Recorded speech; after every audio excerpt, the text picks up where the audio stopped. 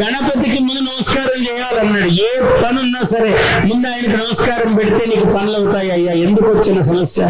శివపార్వతుల పెళ్లి కావాలంటే కూడా ముందు ఆయనకు నమస్కారం పెడతారు. ఎందుకంటే పెళ్ళయ్యి గర్భధారణమయ్యి అలా పుట్టినవాడు కాదు ఈయన. ఈయన ఉన్నట్టుండి ఆకాశంలోంచి ఉద్భవించిన వాడు. అందువల్ల ఈయన అందరూ పూజ చేయవలసిందే. అది గణపతి యొక్క మహిమ. సాధారణమైన మాటల్లో చెప్తున్నా. అనేక పురాణ వేదము గణానాం త్వా గణపతిం హవామహే కవిం కవీనాం ఉపమశ్రవస్తమం జ్యేష్ఠరాజం బ్రహ్మణాం బ్రహ్మణస్పత ఆనశృణ్వన్నోతిభిः సీదసాదనం. గణానాం త్వా గణపతిం. నువ్వు గణములకే గణపతిని, కవులకే కవిని. కవి అంటే ఏమి? ఏదో మామూలుగా పద్యాలు శ్లోకాలు రాసే మాత్రం కవి కాదు.